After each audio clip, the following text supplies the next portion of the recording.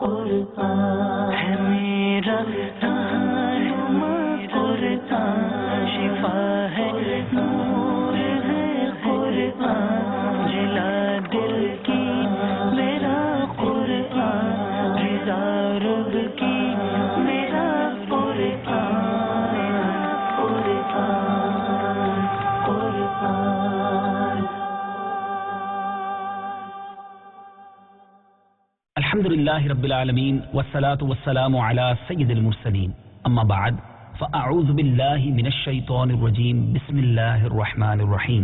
میٹھے میٹھے اسلامی بھائیوں اور مدنی چینل کے ناظرین، سلسلہ ہے ایک قصہ ہے قرآن سے۔ قرآن ہے میرا رہنما، قرآن شفا ہے، نور ہے قرآن، جلا دل کی میرا قرآن، رضا رب کی میرا قرآن، قرآن قرآن۔ تیار ہو جائیے، مختصر سے وقت میں ایک بڑے ہی پیارے قرآنی واقعے کو سننا بھی ہے، سمجھنا بھی ہے اور اس سے کچھ سیکھنا بھی ہے۔ آج بات ہوگی ایک بڑے ہی عجیب و غریب مگر مقدس پتھر کی۔ جی ہاں، اس پتھر کا، اس مقام کا دیدار آپ آج بھی کر سکتے ہیں۔ ایک عظیم معجزے کو اپنی آنکھوں سے آپ آج بھی دیکھ سکتے ہیں۔ آپ حیران ہو رہے ہوں گے کس مقام اور کس پتھر کی بات ہو رہی ہے؟ جی ہاں، اس کا نام ہے مقام ابراہیم۔ یہ ایک مقدس پتھر ہے جو کعبہ معظمہ سے چند گز کی دوری پر رکھا ہوا ہے۔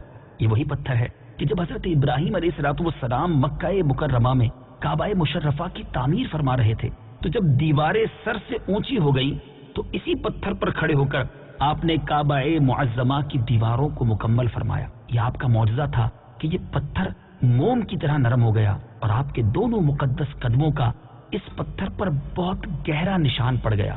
آپ کے قدموں کے مبارک نشان کی بدولت اس پتھر کی اب جو فضیلت و عظمت ہے اس میں 4 چاند لگ گئے، اور خداوند قدوس نے اپنی کتاب قرآن مجید فرقان حمید میں 2 جگہ اس کی عظمت کا خطبہ ارشاد فرمایا۔ ایک جگہ تو یہ ارشاد فرمایا، فیہ آیات بینات مقام ابراہیم۔ ترجمہ، اس میں کھلی نشانیاں ہیں، ابراہیم کے کھڑے ہونے کی جگہ ہے، اور ان نشانیوں میں سے ایک بڑی نشانی مقام ابراہیم ہے۔ اور دوسری جگہ اس پتھر کی عظمت کا اعلان کرتے ہوئے یہ فرمایا، وَاتَّخِذُوا مِن مَّقَامِ إِبْرَاهِيمَ مُصَلًّى۔ ترجمہ، اور اے مسلمانوں، تم ابراہیم کے کھڑے ہونے کی جگہ کو نماز کا مقام بناؤ۔ میٹھے میٹھے اسلامی بھائیوں، ذرا غور تو کیجئے، 4000 برس کے طویل زمانے سے اس بابرکت پتھر پر حضرت ابراہیم علیہ السلام کے قدموں کے نشانات موجود ہیں۔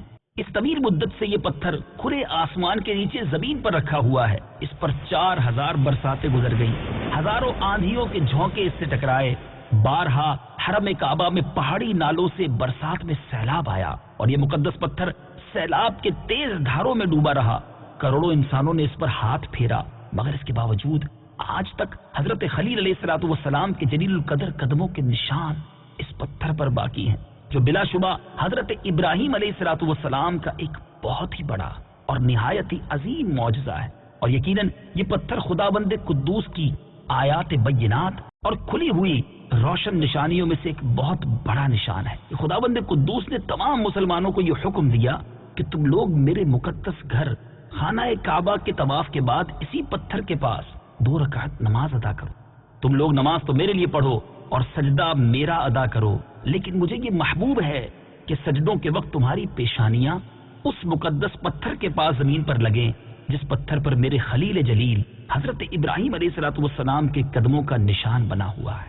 سبحان اللہ۔ میٹھے میٹھے اسلامی بھائیوں، مقام ابراہیم کی اس عظمت و شان سے ہمیں یہ سبق ملتا ہے کہ جس جگہ اللہ کے مقدس بندوں کا کوئی نشان موجود ہو، وہ جگہ اللہ تعالیٰ کے نزدیک بہت زیادہ عزت و عظمت والی ہے، اور اس جگہ خدا کی عبادت خدا کے نزدیک بہت ہی بہتر اور محبوب تر ہے۔ اب غور کیجئے کہ مقام ابراہیم جب حضرت خلیل اللہ علی نبینا علیہ الصلوۃ والسلام کے قدموں کے نشان کی وجہ سے اتنا معظم و مکرم ہو گیا، تو خدا کے محبوب اکرم حبیب معظم صلی اللہ تعالی علیہ وسلم کی قبر انور کی عظمت و بزرگی اور تقدس و شرف کا عالم کیا ہوگا کہ جہاں حبیب خدا صلی اللہ تعالی علیہ وسلم کا صرف نشان ہی نہیں بلکہ خدا کے محبوب صلی اللہ تعالی علیہ وسلم کا پورا جسم انور موجود ہے، اور اس زمین کا ذرہ ذرہ انوار نبوت کی تجلیوں سے رشک آفتاب اور غیرت مہتاب بنا ہوا ہے۔ میٹھے میٹھے اسلامی بھائیوں، کاش قرآن مجید کی یہ آیتیں لوگوں کے دلوں میں ایمانی بصیرت کا نور پیدا کریں تاکہ تمام مسلمان قبر منور کی تعظیم و تکریم کر کے دونوں جہاں میں مکرم و معظم بن جائے۔ اللہ کریم سے دعا ہے رب کریم ہم سب کو مدینہ منورہ، مکہ پاک کہ ان تمام مقدس مقامات کا خوب ادب عطا فرمائے، بے ادبی سے بچائے۔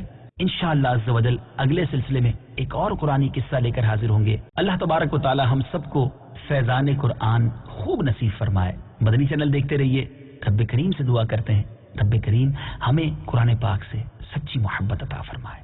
صلو علی الحبیب صلی اللہ تعالی علی محمد صلی اللہ علیہ وسلم۔